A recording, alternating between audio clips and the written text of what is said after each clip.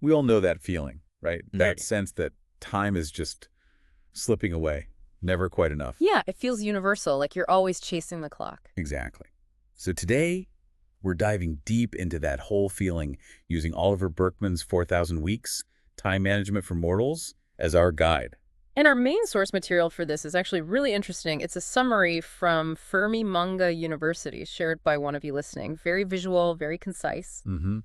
And it gets right to the heart of it, doesn't it? Yeah. This idea that our time is, well, finite. It really does. That number 4,000 weeks, it's stark. And the summary points out it can feel even shorter as we get older, as novelty fades. Oof, yeah. Okay, so our mission today is to pull out Berkman's key insights from this summary.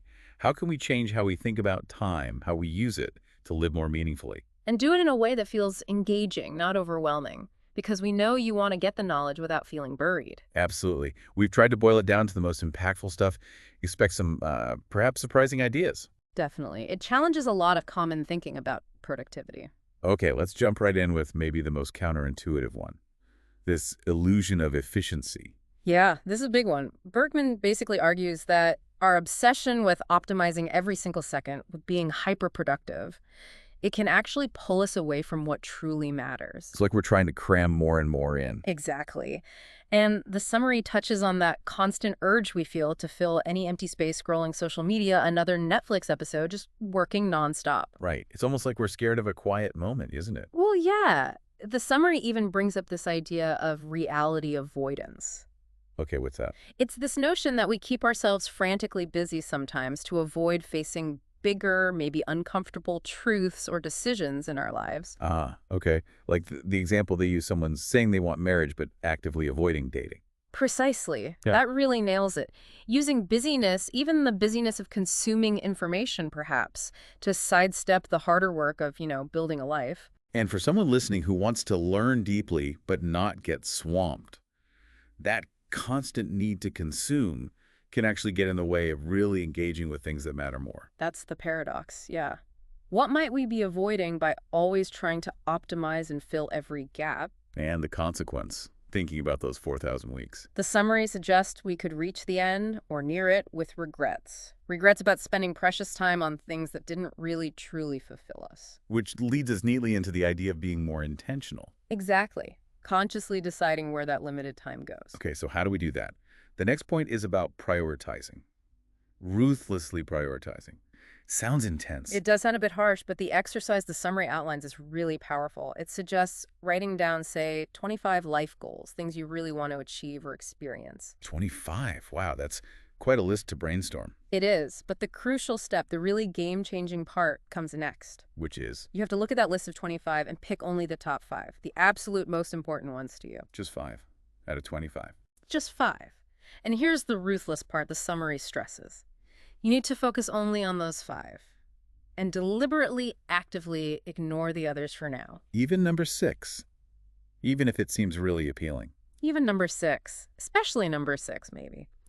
The idea is those other 20 goals are the ambitions that will distract you, that will dilute your energy from the things that truly matter most. You put them on an avoid-at-all-costs list, essentially, until the top 5 are moving. That's the concept. Because, going back to the 4,000 weeks, we just don't have time to do everything well. Right.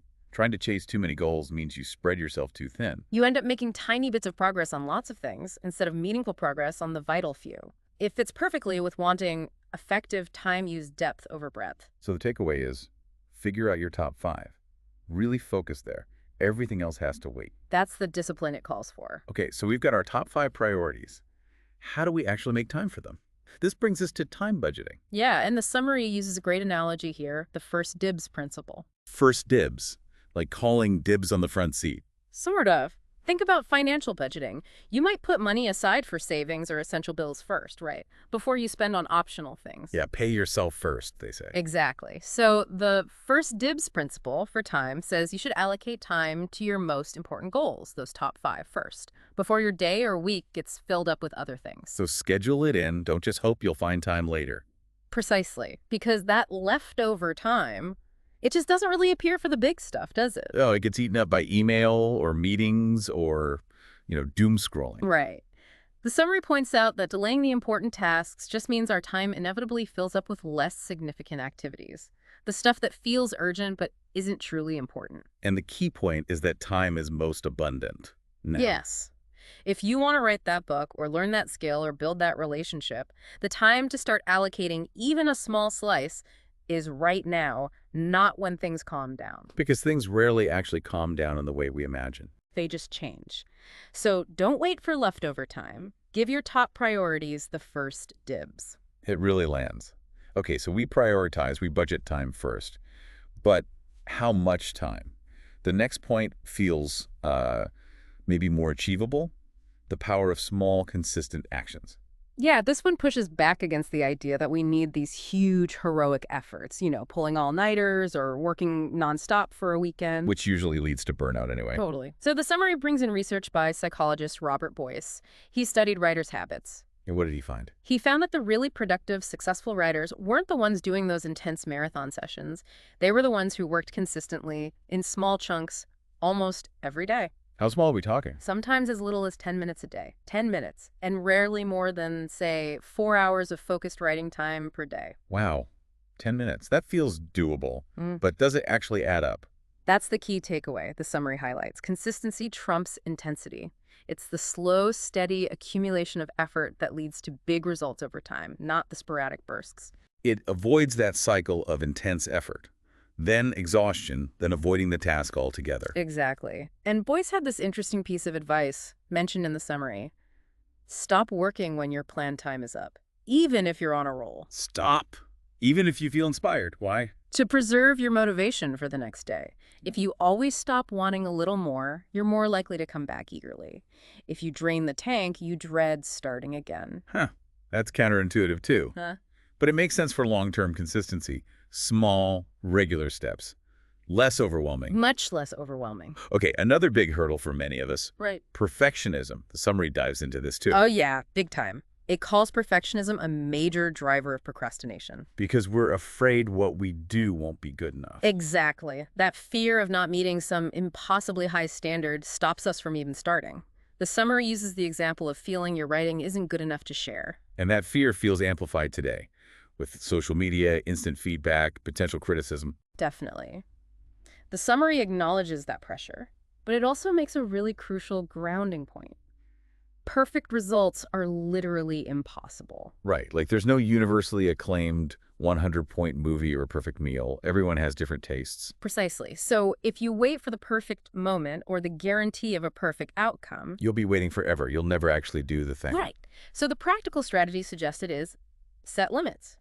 Give yourself a certain amount of time for preparation, maybe, but then you have to act. You have to ship it, even if it feels unfinished or flawed. Even if you don't feel ready. Especially if you don't feel ready. And for people really prone to procrastination, the summary suggests maybe enlisting external deadlines, something to force the action. So embrace the imperfection. Just get started. Imperfect action beats perfect inaction every time. Love that. Okay, let's talk about a huge modern time sink. Technology. Our phones, specifically. Yeah, the summary doesn't pull any punches here. It talks about how much time gets devoured by smartphones, social media, news feeds. The endless scroll. Exactly. It highlights the constant stimulation, the way these things are designed to eliminate boredom and keep us hooked. Which prevents us from thinking, or being creative, or just being present. And the first step suggested is simple, maybe a bit scary. Actually check your daily screen time. See the numbers. I suspect many of us would be genuinely shocked. Very likely. And then comes a more radical recommendation. Let me guess. Delete the apps. Delete the social media apps. Delete the email app from your phone. Whoa. That feels drastic. But what's the logic? Friction. The summary explains it's about making it less convenient to impulsively check things. If you have to grab your laptop and log in to check email or Twitter, you'll do it less often than if it's just a thumb tap away. It's like putting the cookies on the highest shelf instead of the counter. Exactly. It introduces just enough hassle to break the automatic habit loop. You create space to choose. So you still access them, just not instantly, constantly. Right. Access them intentionally on a computer, perhaps? It's about reclaiming your attention, deciding where it goes, rather than having it constantly pulled away by notifications. Regaining control. Yeah.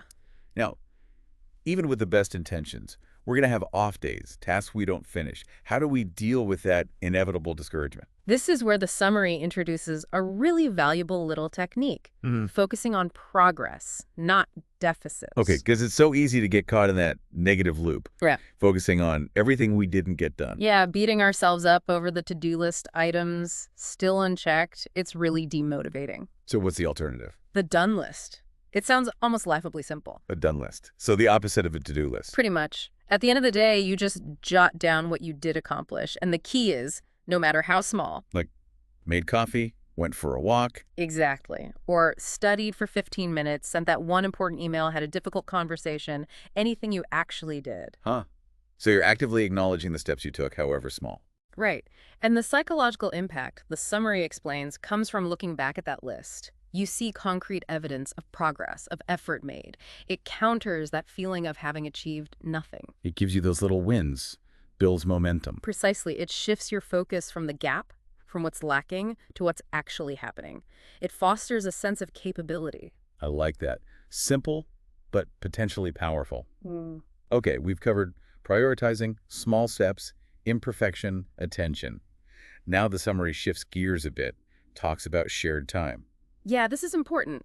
It argues that spending time with other people, friends, partners, family, community, isn't a distraction from our important goals. But sometimes it feels like it is, doesn't it? Like social obligations get in the way of our real work. It can feel that way. But Burkeman argues, and the summary reflects this, that connection is fundamental to a meaningful life. It's not secondary, it's essential. The analogy used is about phones only being valuable if others have them. Right, or social media needing other users to exist. Our lives gain meaning and richness through relationships. Time spent nurturing those connections is time well spent. So things like just hanging out with friends, dating, raising kids, even collaborating with colleagues, those aren't time wasters. They are vital uses of our 4,000 winks. The summary even references things like solitary confinement being a severe punishment to highlight how fundamental human connection is. Our individual pursuits happen within that social fabric. That's a really crucial reminder. We're not just productivity units, we're social beings. Exactly. Okay, finally, the summary tackles perspective. How we view the challenges and difficulties inherent in pursuing anything worthwhile. It suggests we should enjoy the problem. That phrase definitely catches your attention, doesn't it? Enjoy the problem. Yeah, it sounds, well, kind of impossible, especially when problems are genuinely tough. Poverty, illness, loneliness. The summary acknowledges that, right? It does. It's not saying pretend horrible situations are fun, but the core idea is that a life completely free of problems is an illusion. It doesn't exist. Okay? And often, solving one problem just leads to a different kind of problem. You find a partner, great. Now you have relationship problems to navigate. You get the promotion, awesome. Now you have management problems. Right. There's always something. So instead of seeing problems purely as obstacles to be eliminated so we can finally be happy later, the suggestion is to reframe them. Reframe them how? As something to be tackled. The summary uses the analogy of quests in a game. Problems are the substance of life, the things that engage us, that give us purpose. So the challenge itself is where the meaning lies, not just in the solution. In large part, yes. The summary even suggests that a life without any problems to grapple with would feel empty, meaningless. Huh. Never thought of it quite like that. So the difficulties we're facing right now, they aren't just roadblocks, they're kind of the point. They could be seen as the current quests that deserve our attention and effort. It reframes struggle as engagement. The real measure of using our time well isn't achieving some perfect problem-free state. What is it then? It's about engaging wholeheartedly with the challenges we do face, doing the best we can with them given our limitations. It's about the process, the journey, the engagement with reality as it is. Wow. Okay. That's a lot to think about. So wrapping up this deep dive, guided by that Fermi-Monga University summary of 4,000 weeks. The core message feels really clear. Our time is finite. Those 4,000 weeks, they're not abstract, they're real. And because they're finite, we have to be intentional, deeply intentional. Yeah. And the key takeaways we've unpacked seem to be prioritize ruthlessly, know your top 5. Act now, but in small, consistent ways. Don't wait for huge blocks of time or perfect conditions. Right, and embrace that imperfection. Get started even if it's not perfect. Reclaim your attention. Fight back against the constant digital distractions. Focus on progress with something like a done list. Celebrate what you do accomplish. Value shared time connection isn't a distraction, it's vital. And maybe the biggest shift. Try to find purpose, maybe even a kind of joy, in tackling the problems themselves. See them as quests. It's a fundamental shift in perspective. So here's a final thought for you, something to chew on. Think about a problem, a challenge you're facing right now. The one causing maybe the most friction or worry. What if you tried to reframe it, just as an experiment? Yeah. What if you saw it not just as something wrong, but as your current quest? Could changing how you look at it actually change how you experience your time, making it feel more engaged, more meaningful, even with the difficulty? Something to explore, definitely. How to live well within our limits. Absolutely. We hope this dive gave you some valuable perspectives to consider in your own 4,000 weeks.